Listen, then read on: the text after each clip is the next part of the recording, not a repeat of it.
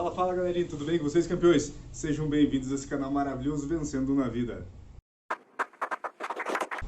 E quem vos fala é Paulo César, deste Mag, esse canal maravilhoso que dá dicas incríveis para alavancar cada vez mais seu negócio, sua vida, né? Buscar seus sonhos, seus projetos, seus objetivos.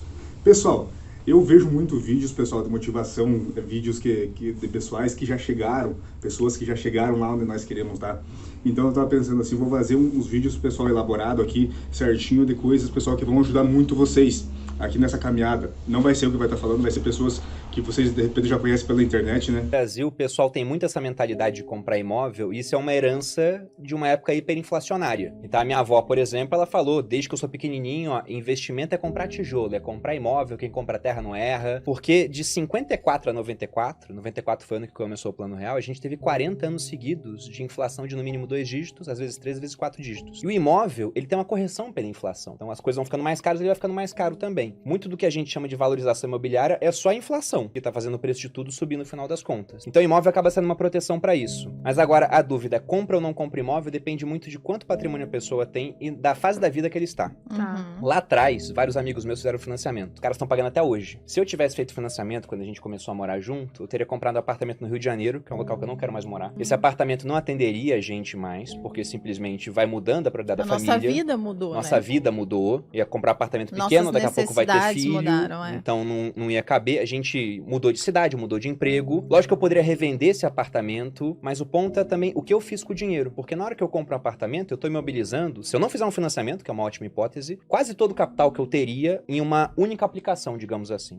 Tudo bem que eu deixo de gastar com aluguel, mas eu tô concentrando muito risco. Deu exemplo, você tem um vizinho mala. Mas tem gente que compra um apartamento e um prédio que depois tem um defeito estrutural, por exemplo. E o cara colocou todo o patrimônio dele lá. Isso sem considerar financiamento, em um país de juros muito altos. E o ponto é que a gente não quis comprar para investir o dinheiro. E foi ótimo. Foi uma das melhores sacadas que a gente teve na vida. E até você perguntou, agora não tá valendo a pena comprar, né? E na minha visão, depende muito. Porque hoje tá ridiculamente fácil, e eu não sou uma pessoa que usa esse tipo de jargão no mundo financeiro, mas é porque tá muito fácil você ganhar 1% ao mês. A gente tá na taxa de juros que tá em 12,75%. Isso é 1% ao mês para você investir na renda fixa mais conservadora que existe aqui no Brasil, e emprestar dinheiro pro governo. Isso quer dizer que se você investe, só deixando, simplificando pra galera que não entende nada, se você investe 500 mil, você ganha 5 mil por mês. Se você tirar, você segue ganhando 5 mil por mês. Então, e é aí, uma coisa que não acontecia nos últimos... Desde 2015. E aí tem um ponto bem interessante. Tá. Se uma pessoa compra, ela tem 500 mil, pode investir pra ganhar 5 mil ao mês. Ou ela pode comprar um imóvel pra alugar pra você. Quanto que é o aluguel de apartamento de 500 mil? Não é 5 mil. Muito menos. Eu tenho amigos que moram no mesmo condomínio que a gente, de aluguel, e pagam uma nota de aluguel. A Malu sempre fica assim, meu Deus, é muito dinheiro pra pagar de aluguel. Só que esse mesmo dinheiro investido você rende tem mais do casa que o dobro pra eles. Entendi. Então eles botam o dinheiro em fundo imobiliário, por exemplo, que tá pagando também vários 1% ao mês, eles tiram dinheiro, pagam aluguel e ainda sobra um dinheirão. Eu não sou contra alguém comprar uma casa, não é isso, mas é que o brasileiro compra muito mal, porque o que ele faz? Ele não tem dinheiro, ele dá aquela entrada mínima, e aí faz um financiamento que pra caber no bolso ele vai parcelar em 35 anos. Aí paga 5 casas. Não, o cara vai pagar 2 casas, não vai chegar a pagar 5. Só que ele tá pagando um caminhão de juros pro banco, e depois o pessoal fala, nossa, o lucro do banco é bilionário.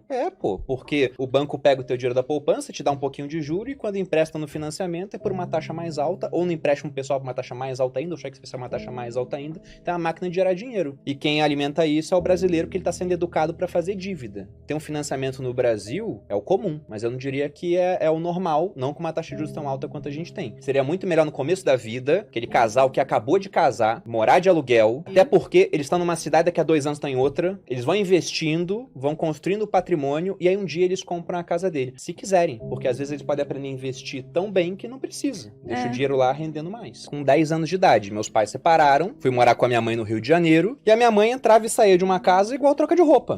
Minha mãe é uma ótima pessoa, mas ela tinha um total descontrole com a parte financeira. Os meus pais, quando separaram, o meu pai era um cara que não ligava pra dinheiro, e a minha mãe era uma pessoa que tinha descontrole com o dinheiro. Ele era desligado, ele não consumia muito, ele só era desligado, e ela era descontrolada. Na época, quando eles separaram, meu pai ficou com dívidas que compravam um imóvel. E aí ele ficou com essa dívida, minha mãe foi sem a dívida e fez um monte de dívidas novas, e meu avô sempre tapando buraco. Não, pra vocês E eu vendo entenderem, aquilo, eu falei, eu não quero que isso aconteça comigo, pô. Eu não queria que isso acontecesse na minha vida. E aí eu sempre falei, desde pequeno, eu vou ser rico. Eu sempre falava isso. A minha avó fala que quando eu tinha, sei lá, uns 10 anos, 10, 11 anos, foi a época que o real, ele varia 1 para 1 com o dólar. Em 98 deixou de valer. Foi direto, né, 2 para 1. 1. Eu fazia a conta e falava pra minha avó, vou ter tantos dólares quando for mais velho. Tantos dólares, não sei o quê. Daí minha avó, mas por que dólar? Se a nossa moeda é o real, daí eu falava, porque o dólar vale mais. Eu sempre quis ter dinheiro, eu sempre falei, vou ser rico, vou ser rico, vou ser rico. Eu só não sabia como é que eu ia fazer isso. Que nunca imaginou que o dinheiro era tão importante. Só que por que eu fui pro exército? Porque com 17 anos eu não sabia o que fazer da minha vida. Aí eu pensei, faço direito, faço educação física. E aí tinha um concurso do exército que era um ano antes dos outros. Porque você passava no segundo ano pra fazer o terceiro no exército, enquanto os outros era fazer o terceiro e ia pra faculdade.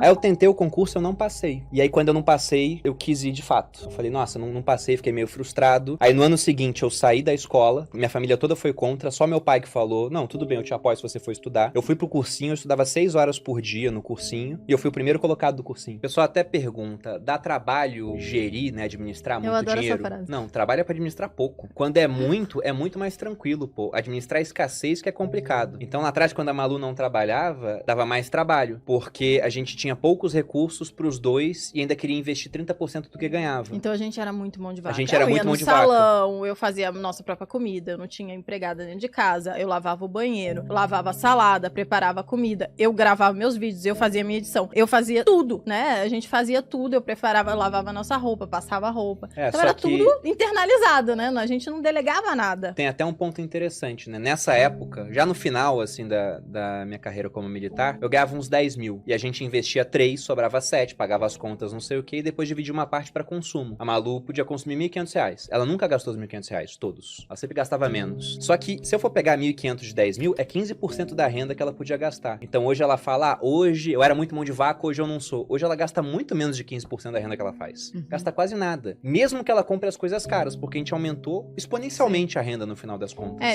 Geralmente as pessoas criticam, né? Igual, sei lá, eu lembro que no passado tinha, o jogador de futebol foi na balada e gastou R$100 mil numa balada. Aí falam, isso é um absurdo, sendo que o cara ganha milhões, né? Então isso é uma porcentagem muito pequena do salário dele. Enquanto o pessoal vai na balada e gasta R$5 mil, né? E acha que tá arrasando e que tá tudo bem, sendo que ele ganha, sei lá, 10. Ou seja, metade do que ele ganha, ele gastou. Então é bem diferente a porcentagem. E é isso que faz a diferença no final das contas. Tem um negócio que falavam no exército que eu levo até hoje pra minha vida. Você tinha um monte de aulas lá de coisas que você falava, nossa, pra que eu tô aprendendo isso? E aí os professores sempre falavam, você tá aprendendo pra aprender. É o aprender a aprender. Você vai ter uma aula aqui que talvez você não use, mas você vai aprender as coisas sozinho. E isso eu uso até hoje. Tem muita coisa que eu pego, assim, um livro de uma área que não é a minha, eu leio e eu consigo compreender, absorver aquilo, fazer analogias pra poder ensinar finanças de uma maneira diferente, por exemplo. Meus instrutores no exército, e algumas das pessoas mais inteligentes que eu conheci, estão no exército, mas esses caras muito fora da média, eles falavam um negócio que eu gostava muito. Eles diziam que o oficial do exército tinha que ser capaz de rastejar na lama e andar no tapete vermelho, e tinha que ter um oceano de conhecimento, mesmo que fossem alguns pontos com um palmo de profundidade. Então você tem que ser um cara generalista, assim, tem que saber um pouco de tudo e muito